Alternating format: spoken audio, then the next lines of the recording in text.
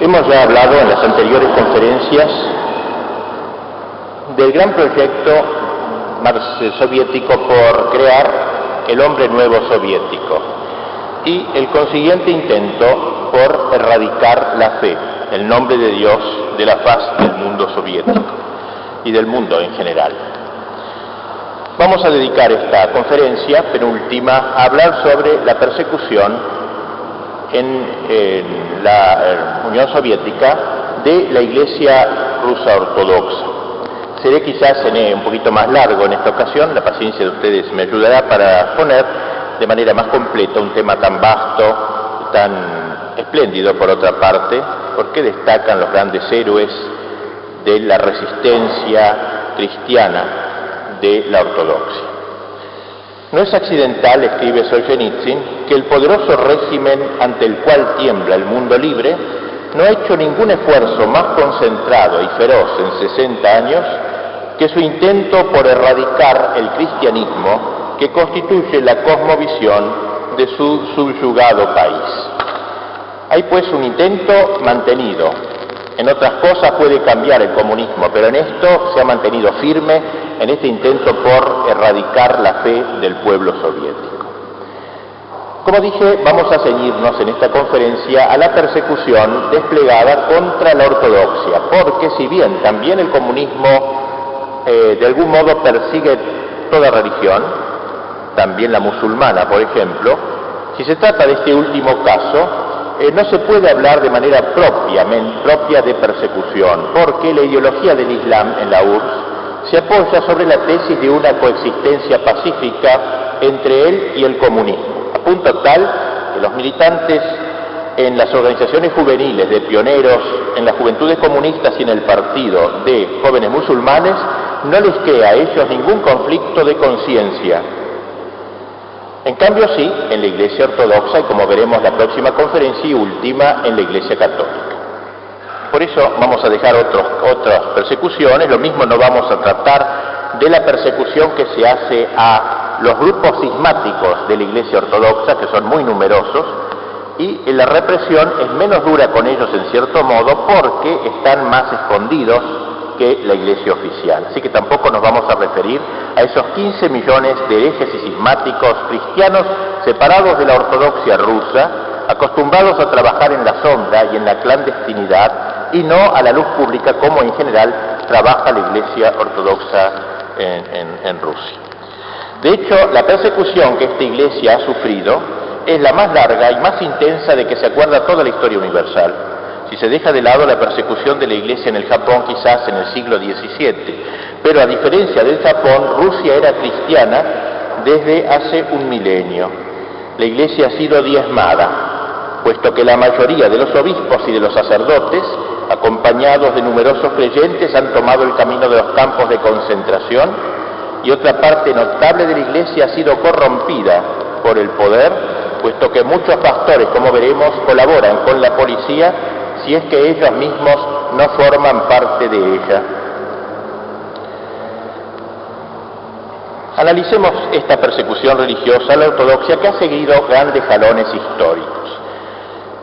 Vayamos al primer punto, la Iglesia y la Revolución, o sea, entre los años 1917 y 1920.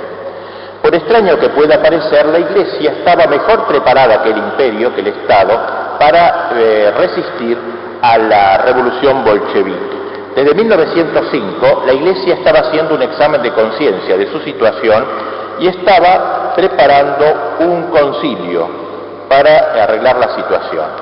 Sube el gobierno de la revolución, del gobierno provisional de Kerensky, y el procurador, o sea, ese ojo del zar, como se llamaba antes, o sea, el encargado del gobierno de mover la cuestión religiosa, llamado Lvov, comenzó purgando a la Iglesia de sus elementos más reaccionarios, conocidos por su adhesión al régimen zarista y su amistad complaciente con Rasputin. Una docena de obispos fueron retirados y solamente se mantuvo en su lugar a Monseñor Sergio de Vladimir, que sería el futuro patriarca, y a Monseñor Platón como presidente. La Iglesia, aún después de la revolución del gobierno de Kerensky, durante el gobierno de Kerensky, siguió preparando preparando el concilio, un concilio para renovarse a sí misma. Y así lo inauguró el 28 de octubre de 1917, el mismo día en que los bolcheviques aplastaban la resistencia de los alumnos oficiales atrincherados en el Kremlin. El concilio votaba por unanimidad el restablecimiento del patriarcado, que lo había suprimido 2 siglos antes Pedro el Grande, como dijimos. Y es elegido Tikhón es elegido patriarca de todas las Rusias.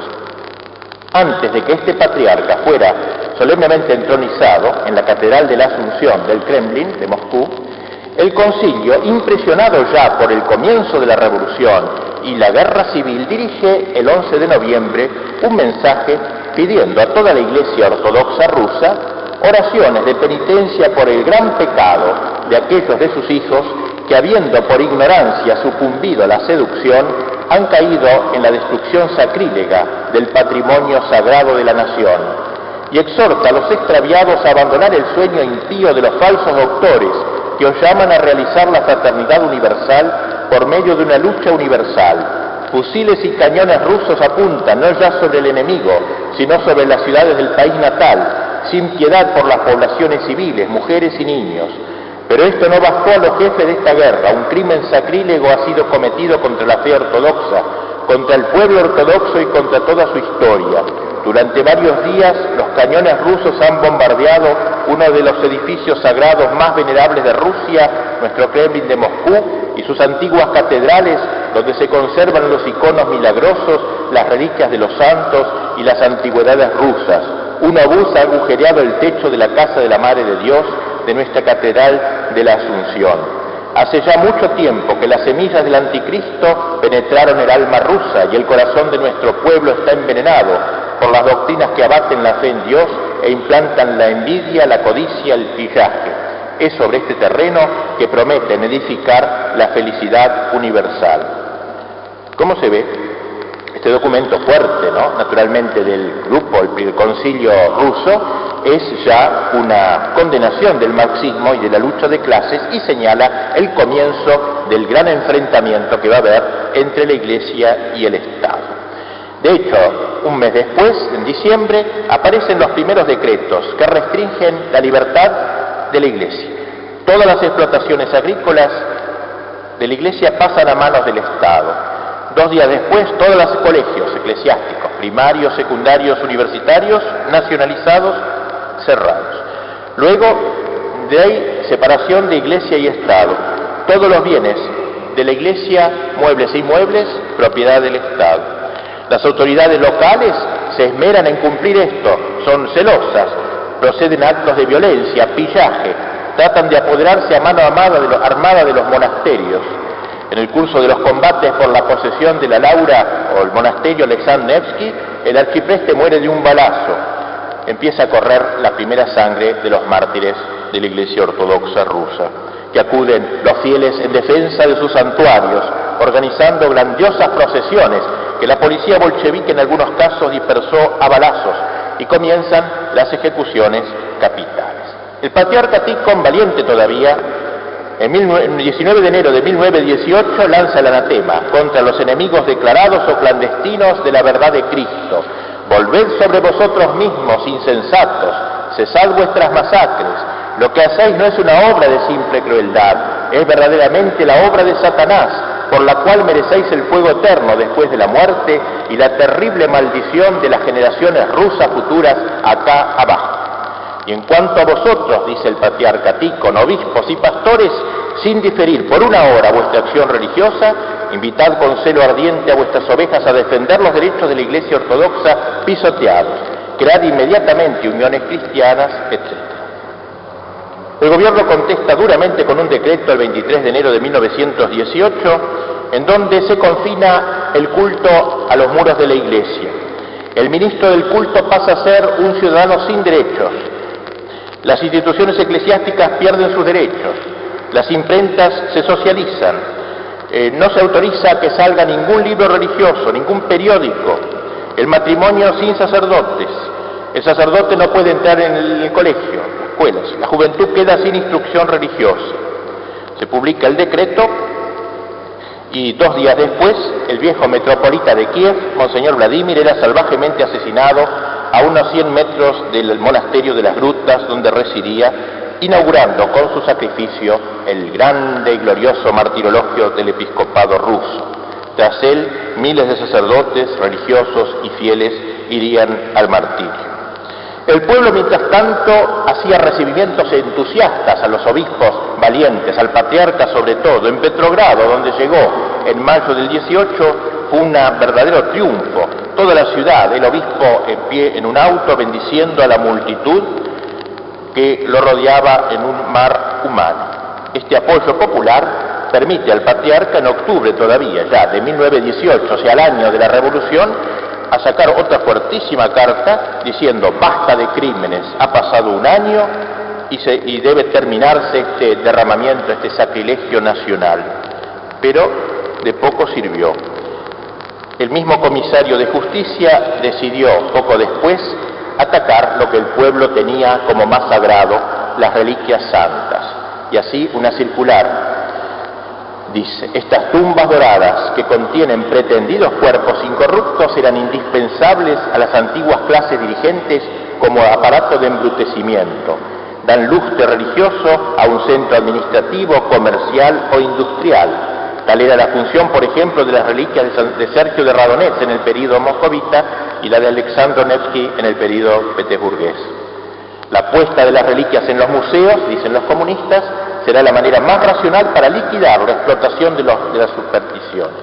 Reliquias del mismo género que caracterizan a otras religiones, por ejemplo las momias egipcias, se encuentran desde hace mucho en los museos, en el mismo nivel que otros restos de vieja cultura. Es en este año que estalla la guerra civil. No puedo ahora extenderme a un tema que sería muy interesante tratar, pero no hay tiempo. Hay una gran guerra civil en Rusia, en donde todo el grupo de militares que se opone a los bolcheviques levanta la bandera de la religión, en algunos casos del zar, o por lo menos de los respetos a las tradiciones rusas, y constituye ese ejército llamado blanco. Por el contrario, Trotsky organiza el ejército rojo. Pues bien, esta guerra, que duró 4 años, con fortunas diversas para los dos campos, requirió el apoyo de la Iglesia para los blancos precisamente, pero Tikhon, el patriarca, en ningún momento quiso comprometerse del todo con los blancos. Esto fue pues el comienzo de la revolución. De hecho, las grandes pruebas todavía no habían comenzado. En el verano de 1921, cuando ya la cosa era terrible en Rusia, la tensión de la economía, etcétera, Lenin se ve obligado a aflojar, digamos así, y instaura lo que él llama la nueva política económica, NEP, la sigla, nueva política económica. Pero no hay ningún cambio en realidad respecto a la Iglesia, al ataque a la Iglesia. De hecho, en este tiempo estalla ese terrible hambre que dio pretexto para provocar a la Iglesia, difamarla y diezmarla. Hay un hambre universal en Rusia. Entonces el patriarca Tikhon se dirige a los jefes por ejemplo, de la Iglesia Católica, al Papa y a los otros patriarcas ortodoxos, y pide ayuda para el hambre, y pide a todos los cristianos de Rusia que colaboren para salir al paso de este grave problema. Pero el gobierno, pero solamente dice el patriarca: véndanse todo lo que se pueda, pero no las cosas que se usan para los sacramentos, copones, cálices, eso es sagrado. Entonces el gobierno acepta el ofrecimiento de la Iglesia, pero incluye todos los utensilios propios de los sacramentos. El patriarca se opone, y aquí otra vez es lo que espera el gobierno: empieza a entrar en las iglesias, arranca cálices, arranca copones, caen muchos mártires también aquí, hay luchas sangrientas entre los fieles y los soldados del ejército rojo. Y así, a raíz de este último hecho, el patriarca fue inculpado, detenido a domicilio e impedido de ejercer sus funciones. En este momento, 1922, comienza en Rusia un movimiento cismático nuevo contra el patriarca a favor de los soviéticos, una iglesia progresista nueva que se crea y que dice: hay que apoyar al marxismo. No nos gustan algunas cosas, pero de hecho debemos apoyar al marxismo. Y entonces, aprovechando que el patriarca estaba detenido, estaba en prisión, se levanta un dirigente con algunos obispos favorables y crea lo que se llama la Iglesia Viva. La Iglesia Viva, que la gente en burla le llamaba la checa religiosa, porque era prácticamente un organismo al servicio del poder. La Iglesia Viva porque la Iglesia Ortodoxa de Ticón era la Iglesia muerta, podríamos decir, y entonces ellos eran la Iglesia renovada, la Iglesia renacida, en donde había entre los que le integraban una amplia gama de doctrinas y de conceptos a veces dispares, pero lo que estaban todos de acuerdo era en la aceptación incondicional del poder soviético y su justificación histórica. El metropolita Benjamín, que era obispo de Petrogrado, o sea de Leningrado, se opuso a esto, rehusó reconocer esta nueva administración, excomulgó al fundador de la Iglesia Viva. Pocos días después fue fusilado con sus amigos, con los que lo apoyaban, no lejos de Petrogrado. No se hizo pública la ejecución de su sentencia. Y así, en toda Rusia hubo procesos análogos. Todos los que se oponían a la Iglesia nueva, a la Iglesia progresista, eran separados de sus cargos, 66 obispos en prisión en un año o al exilio, y la represión del clero fue más brutal. Habían perecido en 1922 2.691 sacerdotes seculares, 1.962 monjes y 3.400 monjas, en total 8.100 personas aniquiladas. La Iglesia Viva entonces tiene el apoyo estatal y comienza a apoderarse de las parroquias, de las diócesis, y reúne en 1923 un concilio general que revela las tendencias verdaderas de este movimiento: colaboración social y política con el gobierno de los soviets, más poder a los sacerdotes frente a los obispos, negación de la vida monástica, orientación liberal de la teología, del dogma. El hecho es que en el 3 de mayo de 1923, con la triste aprobación del patriarca ecuménico de Constantinopla, decide este grupo anárquico abolir el patriarcado, reducir al patriarca Nikon al estado laical, lo hacen laico al obispo, y dar un apoyo incondicional al régimen soviético, que es, dice el documento, el único en el mundo que realiza en la tierra, por los medios gubernamentales, los ideales del reino de los cielos. Ticón, pues, en la cárcel, con poquísimos fieles que se pueden contar con los dedos. Está detenido Ticón y se lo acusa de 3 cosas. Primero, actividad contrarrevolucionaria. Segundo, contacto permanente con el clero de las regiones ocupadas por los ejércitos blancos. Y tercero, resistencia a cumplir los decretos de entregar los cálices y copones, etc. Ticón había previsto lo que le iba a pasar y había calificado a los gobernantes como cuadrilla de bandidos y asesinos. La popularidad de él era inmensa. Todo ruso que fuera digno llevaba en su interior colgado una medalla con el dibujo de Ticón. Vendían fotos de él. Más de 5 millones de fotos se repartieron en un mes a pesar de la prohibición. Era un héroe. Pero sucede, en junio del 23, un giro espectacular. Algo pasó. El patriarca fue liberado tras un mea culpa hecha en buena forma y consiente en redactar una curiosa declaración. Dice el patriarca: si durante el primer año de existencia del poder soviético yo a veces me he dejado llevar de ásperos ataques a su respecto, fue por la educación que yo había recibido, así como también por la orientación dominante del concilio que entonces sesionaba, pero con el tiempo las cosas han cambiado y ahora se han aclarado entre nosotros. Del crimen del cual me reconozco culpable, el verdadero culpable es el ambiente social que me impulsaba sin cesar, como jefe de la Iglesia, a manifestaciones activas dirigidas contra el poder soviético. En adelante declaro taxativamente a todos que sus esfuerzos serán vanos, porque yo, patriarca, condeno resueltamente todo atentado, venga de donde viniere, contra el poder soviético, que todos los monárquicos y partidarios del ejército blanco, tanto en el extranjero como en el interior, comprendan que yo, Ticón, no soy un enemigo del poder soviético. He comprendido toda la falsedad y calumnia de que es víctima el poder soviético de parte de sus enemigos, tanto rusos como extranjeros, y que aquellos difunden verbalmente y por escrito en el mundo entero. Ni yo mismo he escapado. En los diarios ha aparecido una información según la cual me habría sido aplicada en el curso de mi interrogatorio por los chequistas la tortura por la electricidad. Declaro que eso es una pura mentira y una calumnia más respecto al poder soviético.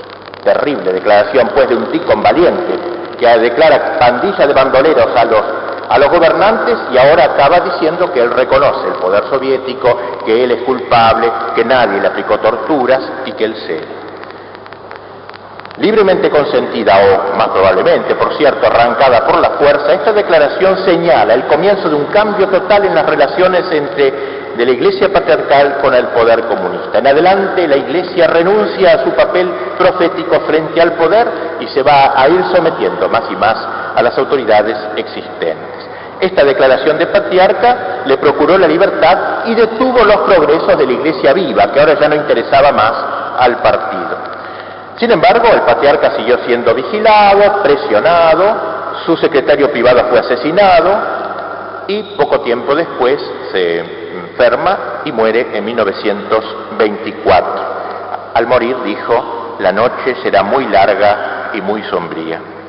Muchos creyeron en un envenenamiento criminal por parte de la policía soviética, hipótesis nunca probada. Sus exequias reunieron unas 300.000 personas. En el corazón de los fieles, desde el día siguiente de su muerte, y a pesar de este acto de cobardía final, fue venerado como un mártir y un santo. El hecho es que antes de morir, él dejó 3 sucesores posibles, 3 obispos que lo sucedieran mientras se elegía el nuevo patriarca. Los 2 primeros estaban en Siberia, no había caso. El tercero, llamado Pedro Polyaksky, fue el que asumió el interregno hasta el nuevo nombramiento. Este obispo opuso un rechazo categórico a todas las aperturas de la Iglesia renovada, lo cual le valió ser arrestado por el poder y exiliado en Siberia. Y entonces sube al poder Monseñor Sergio Stragodowski, reemplazante del custodio del trono patriarcal. Sergio era una de las personalidades más eminentes de Rusia, un gran teólogo, fue misionero en el Japón, y gobernaba la Iglesia desde el actual Gorky, Nizhny Novgorod. Gobernaba la Iglesia porque le estaba prohibido residir en Moscú. Él se arrima al poder de una manera asquerosa para nosotros, más todavía que Tikhon. Dice: he tomado sobre mí, en nombre de toda nuestra jerarquía ortodoxa y de nuestras ovejas, testimoniar ante el poder soviético nuestra sincera voluntad de ser ciudadanos perfectamente respetuosos de las leyes de la Unión Soviética, leales a su gobierno y absolutamente aparte de todos los partidos políticos y toda empresa que pueda perjudicar a la Unión. Pero, dice, seamos sinceros, no podemos pasar en silencio la contradicción que existe entre nosotros ortodoxos y los comunistas que gobiernan. Estos tienen por fin la lucha contra Dios y su imperio en el corazón del pueblo, mientras que nosotros vemos el sentido y el fin de toda nuestra existencia en la confesión de la fe en Dios. Ellos aceptan únicamente la concepción materialista de la historia, nosotros creemos en la providencia divina, en el milagro, etc. Lejos de prometer la reconciliación de lo que es inconciliable, maquillando nuestra fe para adoptar al comunismo, seguimos siendo desde el punto de vista religioso lo que somos, a saber, miembros de la Iglesia tradicional, o sea, como se nos llama, tikhonianos. Pero sin embargo, Sergio usaba este método para que lo reconociese el poder oficial. Sin embargo, no le gustó al poder, le pareció poco y lo detiene en 1926. Pero luego se ve que hay un lavadito de cerebro, al mismo método que con Tikhon. Al año siguiente recibe la autorización de retomar sus funciones y entonces proclama un acto de total obediencia al gobierno soviético. Hoy la suerte me ha designado de nuevo para ser el reemplazante a mi indigno Sergio. Es actualmente tanto más necesario para nuestra Iglesia y más obligatorio para todos aquellos de entre nosotros a quienes sus intereses son queridos y desean ponerla en el camino de una existencia legal y apacible, mostrar que nosotros, dirigentes de la Iglesia, no estamos con los enemigos de nuestro Estado soviético, ni con los instrumentos insensatos de sus intrigas, sino con nuestro pueblo y con nuestro gobierno. Expresamos públicamente nuestro agradecimiento al gobierno soviético por el interés que muestra por todas las necesidades religiosas de la población ortodoxa, 8.000 muertos, el interés que había mostrado, y al mismo tiempo aseguramos al gobierno que no abusaremos de la confianza que nos ha mostrado. Y así sigue diciendo que algunos no habían entendido cómo es que el comunismo tomó el poder, pero nosotros los cristianos tenemos que ver todo como obra de la providencia, tenemos que ver esto como un signo de los tiempos, dice textualmente esta frase. Y sobre todo, dice, nos debe preocupar la actitud de los ortodoxos que están en el extranjero y que atacan a los soviéticos y que atacan a nosotros, pastores, porque somos fieles al Estado soviético. Cuidado con esa gente. Y yo les digo desde Moscú que si siguen insistiendo en esto, serán excomulgados de la Iglesia ortodoxa.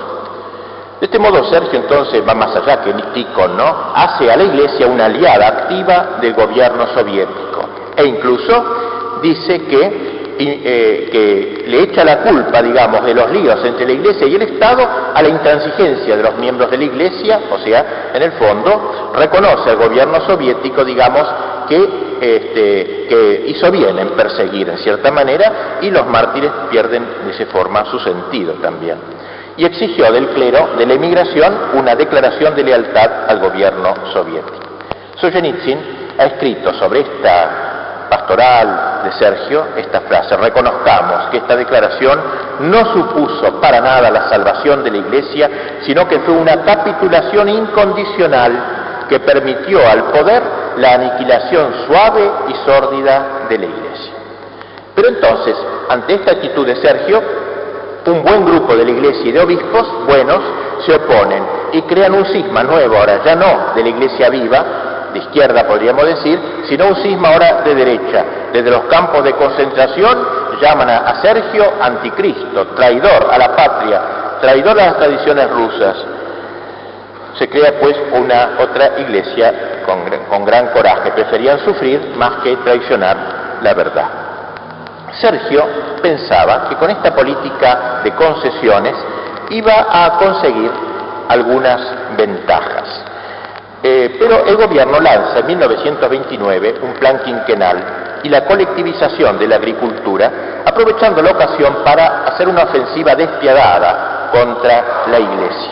Y así se promulga una ley sobre la religión, agregando nuevas restricciones a su actividad. Ya está Stalin en el poder ahora.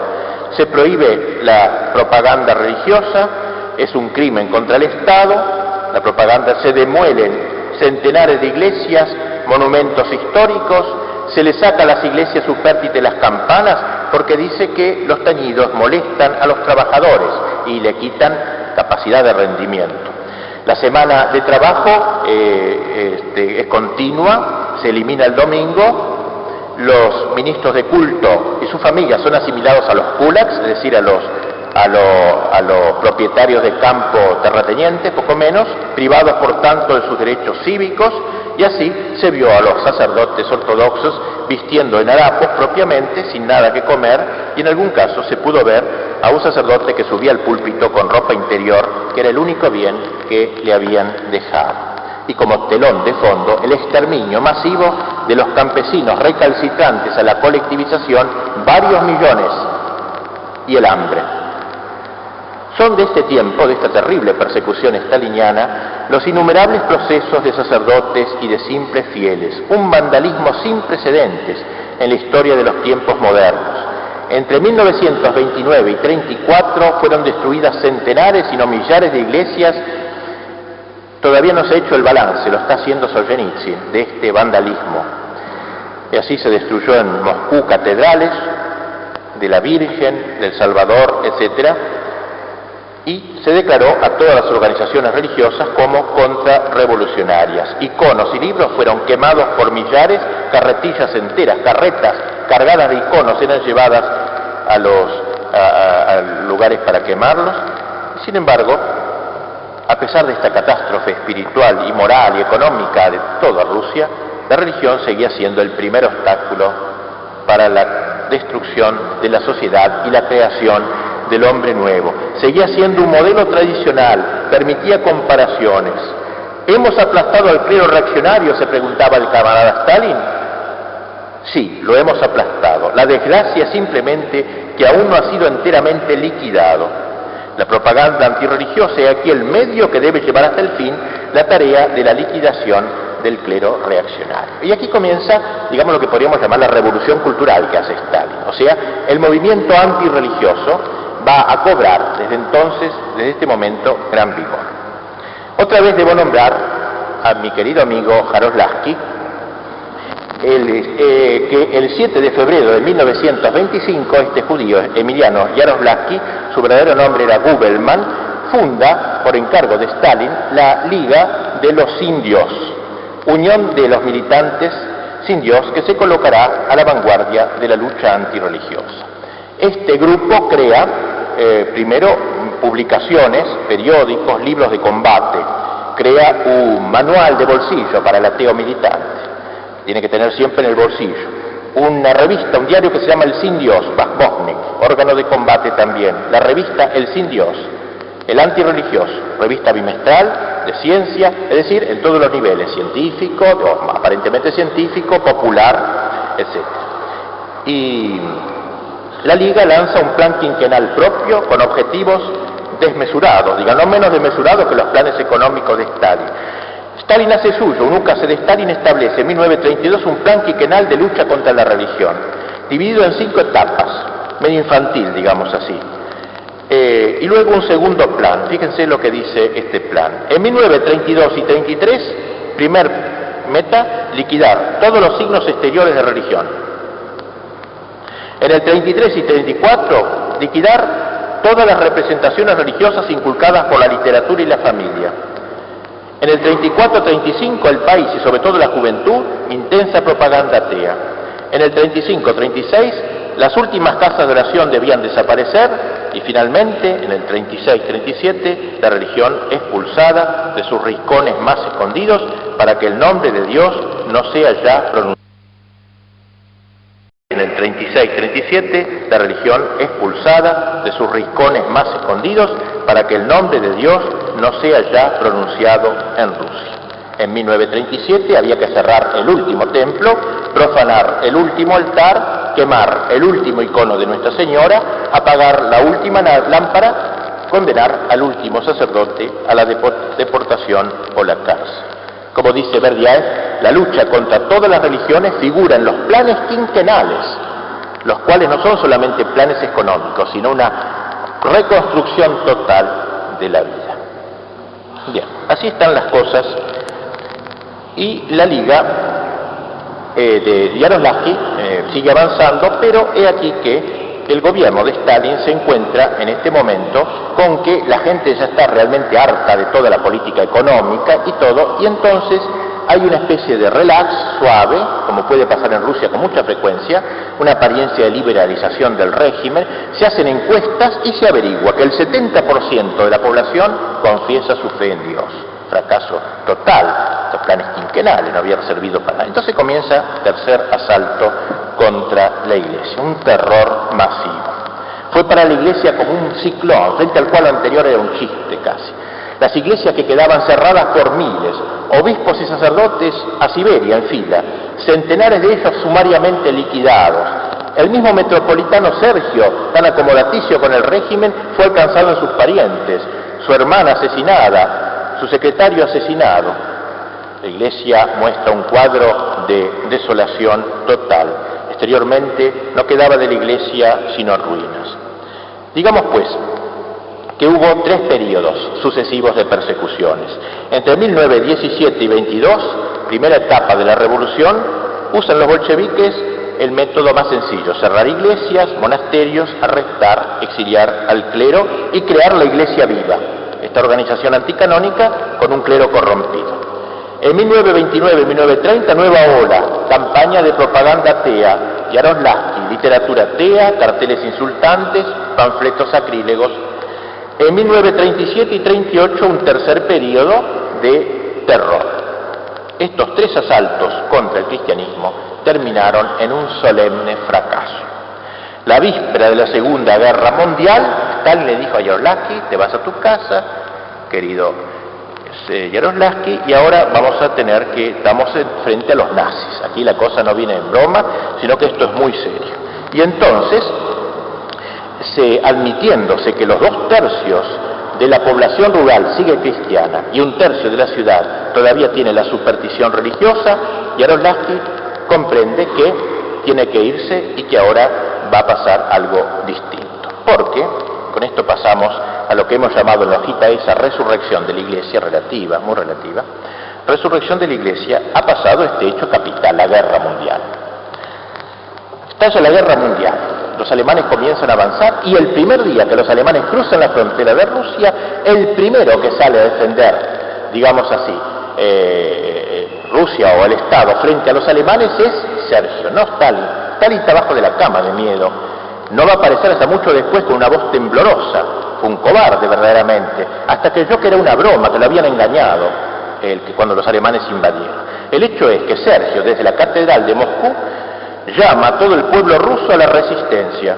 El fascismo, dice Sergio, que no tiene otra ley que la violencia y que está acostumbrado a burlarse de las altas exigencias del honor y de la moral, esta vez se ha mostrado fiel a sí mismo de nuevo. Los bandidos fascistas se han arrojado sobre nuestra patria, pisoteando pactos y promesas. No es la primera vez que el pueblo ruso debe soportar tales pruebas. Con la ayuda de Dios, esta vez también hará polvo la fuerza enemiga de los fascistas. Acordaos de los santos guías del pueblo ruso, de Alexander Nevsky, de Dmitri Donskoy, por ejemplo, que han dado su vida por el pueblo y la tierra natal. Stalin queda helado. Es la Iglesia la primera que apoya al régimen contra la invasión alemana. Entonces, punto. Todos los escritos antirreligiosos se liquidan. La Liga de Ateos se disuelve. Sergio le dice a Stalin: vamos a entregar dinero de la Iglesia para armar una columna blindada que se va a llamar Dmitri Donskoy. Una columna blindada bautizada con este nombre. Stalin permite que se hagan nuevos obispos. Y así aparecen libros, todo va apareciendo como que Rusia resucita la Iglesia. Pero como ustedes ven, era evidente que era simplemente una cuestión táctica. Tanto que un escrito anónimo, pero de la Iglesia, asqueroso, decía así: nuestra Iglesia se reconoce como perseguida por los bolcheviques, ¿no? Hay que afirmar con toda objetividad que después de la Revolución de Octubre hubo en Rusia muchos procesos de eclesiásticos, pero ¿por qué se los había juzgado? Únicamente porque bajo el cubierto de su sotana y protegidos por la bandera de la Iglesia trabajaban contra el régimen soviético. No, la Iglesia no se puede quejar del poder.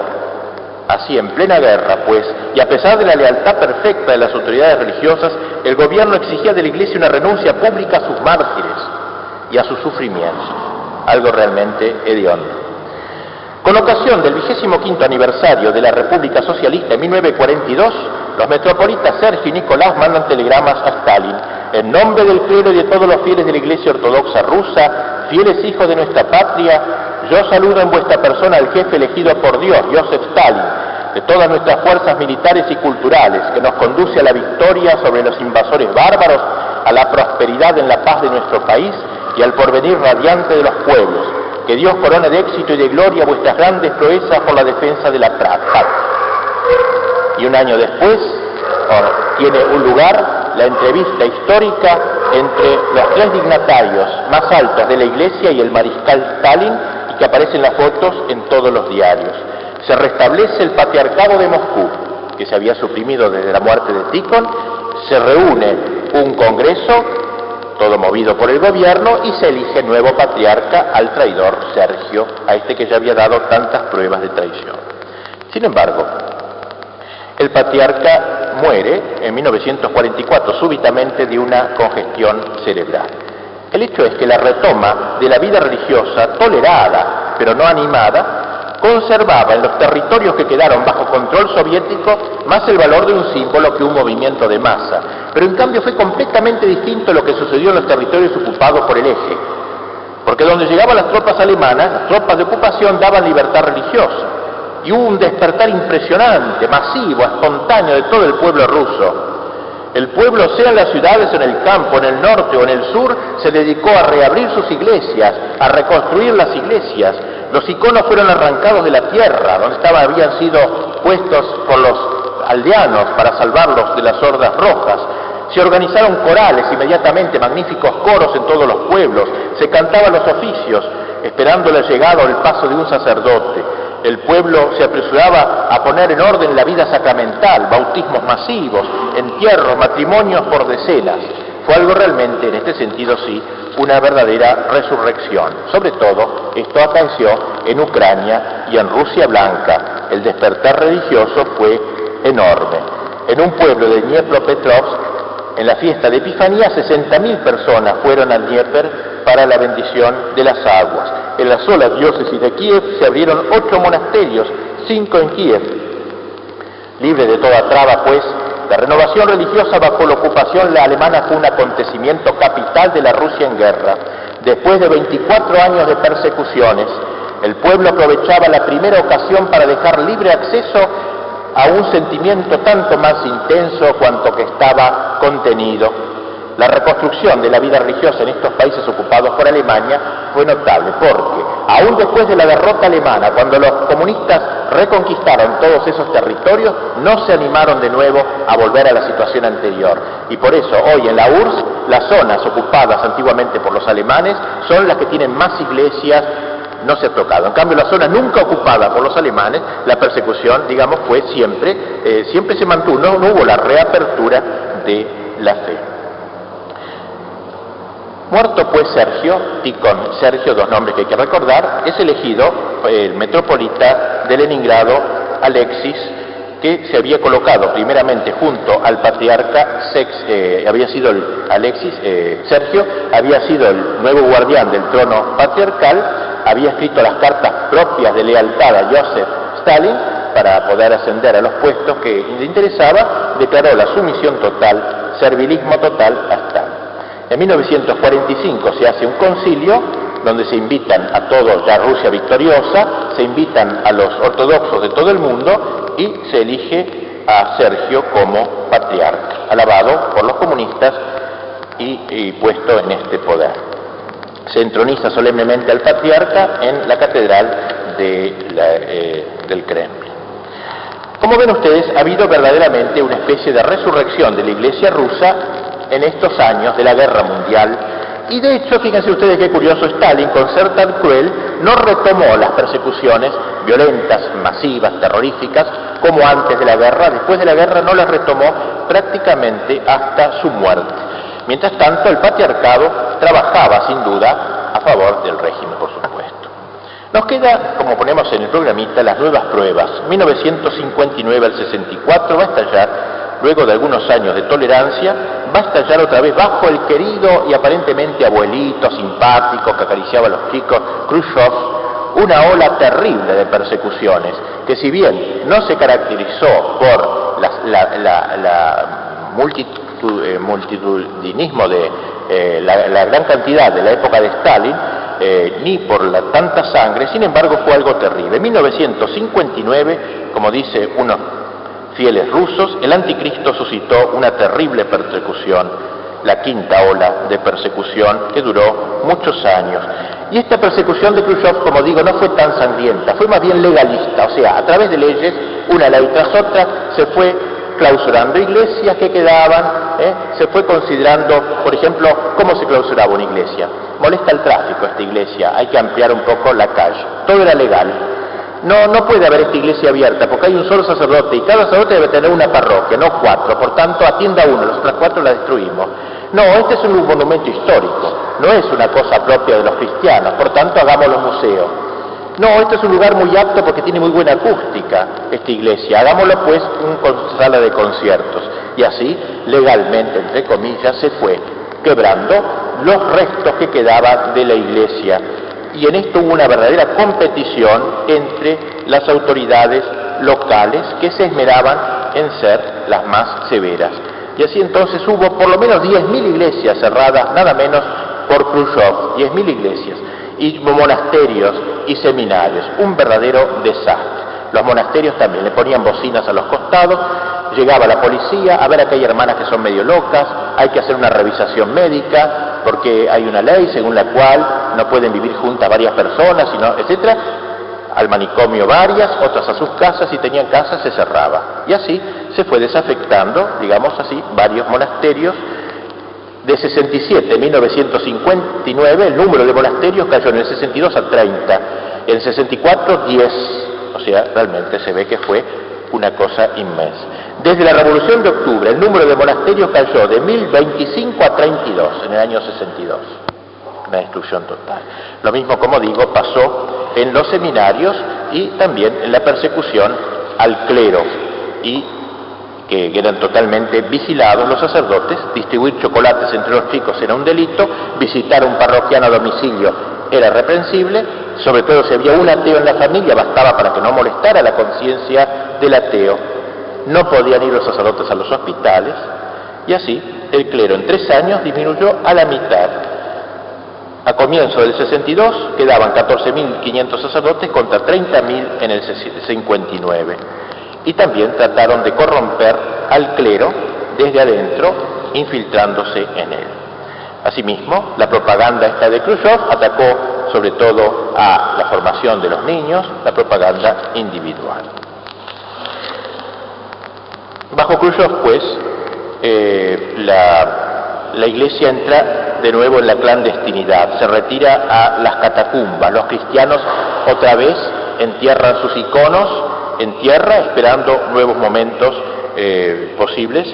Incluso se disfrazan de aldeanos, forman un kolkhoz comunista aparentemente, pero son todos cristianos, un monasterio que trabaja así como un kolkhoz, o sea, una granja colectiva soviética, pero son todos monjes o monjas. Así tienen que trabajar para poder entenderse.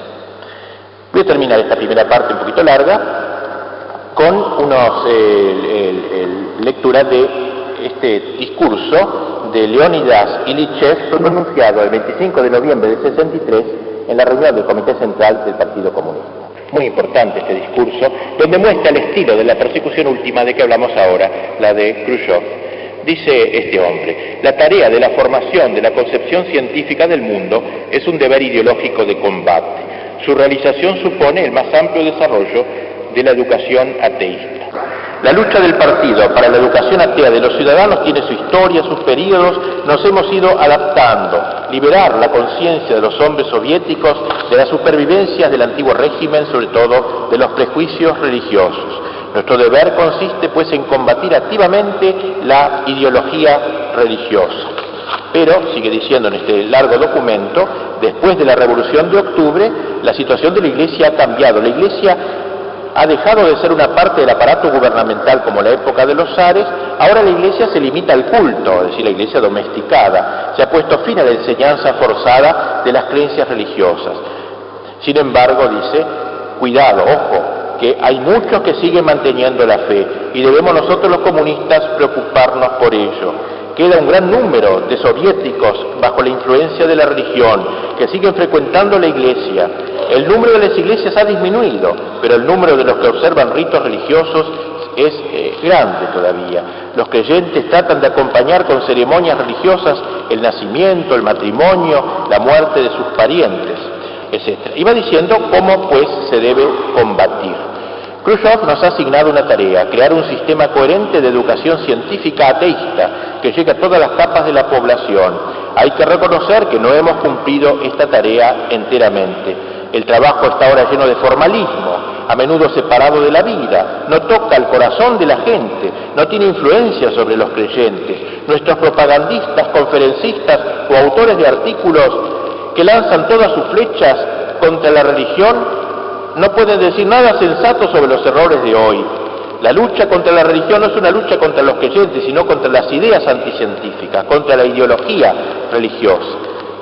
Y va diciendo entonces cómo debe ser el método de educación soviética.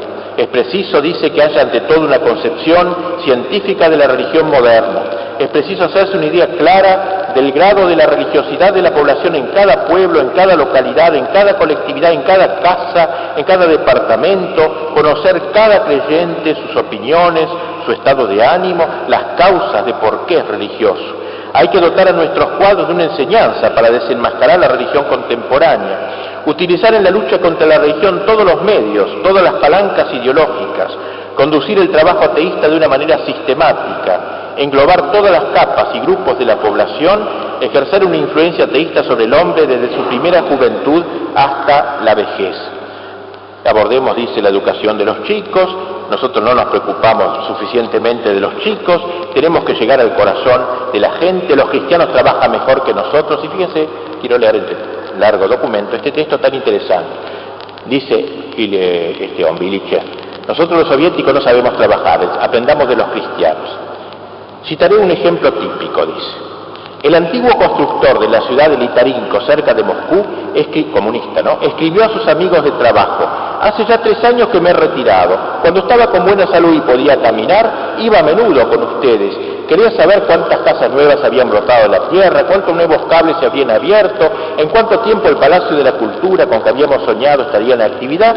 Pero he aquí que desde hace algunos meses he dejado de ir a veros y nadie pregunta por qué. Nadie se interesa por mí. ¿Qué me ha pasado? Y sin embargo hemos trabajado juntos cerca de un cuarto de siglo. Queridos camaradas, es amargo en los días de la ancianidad ser olvidado por los camaradas. He comunicado mis pensamientos a otros ancianos. Ellos me respondieron: solo Dios no abandona y no traiciona. Ven con nosotros a la iglesia y no estarás solo. Pues bien, camaradas marxistas, entre nosotros nos rompemos la cabeza para saber por qué hay creyentes, porque nosotros los marxistas somos unos idiotas, por causa de nuestra indiferencia, camaradas. Esta es la razón. Deberíamos aprender de los cristianos, saber que no se vence la religión solo con conferencias sobre la ciencia. Para vencer a Dios, vencer a Dios, es preciso en primer lugar que nosotros mismos nos hagamos hombres verdaderos. No hay nada más peligroso para la sociedad, para el hombre, que el olvido. El autor de esta carta, dice Ilichev, se ha mantenido firme. Sin embargo, son numerosos los que no soportan la soledad y acaban yendo a la iglesia, van a engrosar las filas de los creyentes. Por tanto, nosotros marxistas lleguemos a que cada grupo de trabajadores se haga uno, solidario, que nunca se deje a un camarada en necesidad, porque dejarlo significa entregarlo a la iglesia. Y ganarlo significa quitar a la gente de la iglesia la posibilidad de atraer las almas. Pues bien, dice, la Iglesia ha sabido atraer muy bien, mejor que nosotros, en esta época nuestra, dice, donde no hay que buscar a Dios reflexionando fríamente, hay que escuchar la voz del corazón, dicen ahora los sacerdotes. Los creyentes siguen la voz del corazón y por eso son creyentes y buscan las ceremonias religiosas y se admiran por la liturgia cristiana. Nosotros marxistas, ¿qué hacemos? No se puede negar a los cristianos espíritu agudo de observación. Nosotros debemos comprender la importancia del factor emocional. Debemos crear nuestras fiestas soviéticas, debemos crear nuestras ceremonias laicas, debemos acompañar a nuestros camaradas todos los momentos de su vida, debemos estar en el registro, en el nacimiento, en el matrimonio. Todo esto se hace banalmente entre nosotros, en un ambiente frío.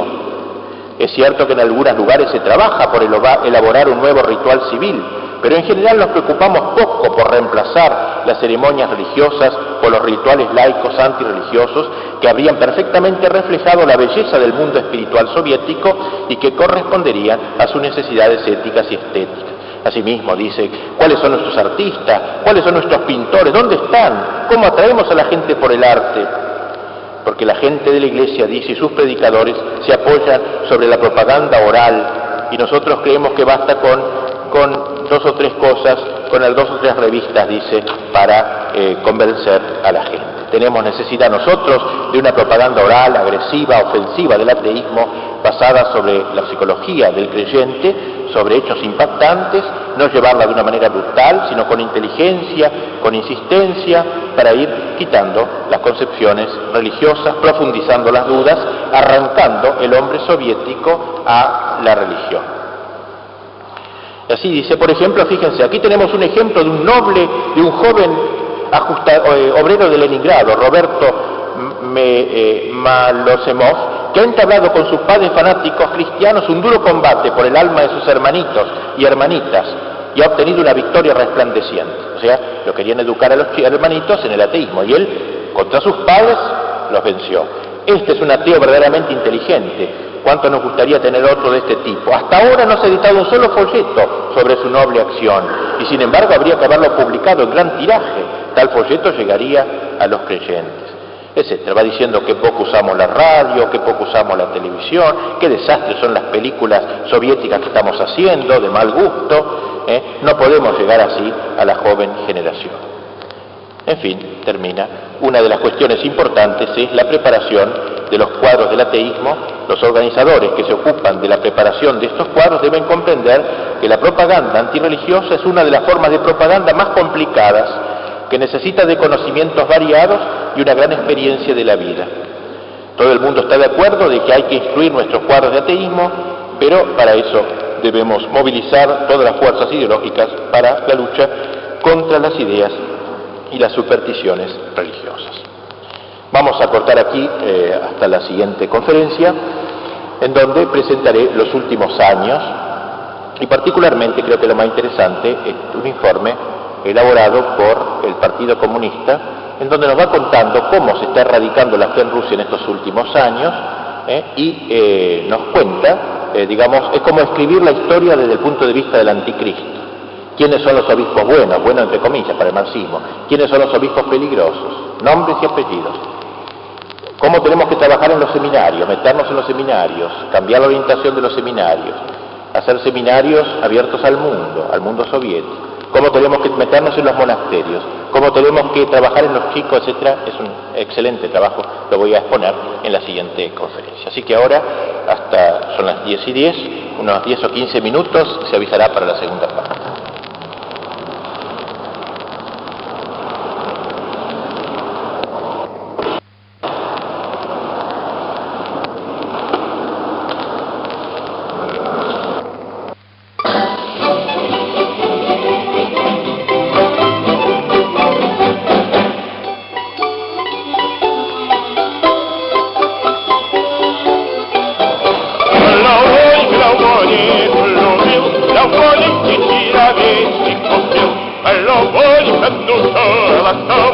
C'è la vista mi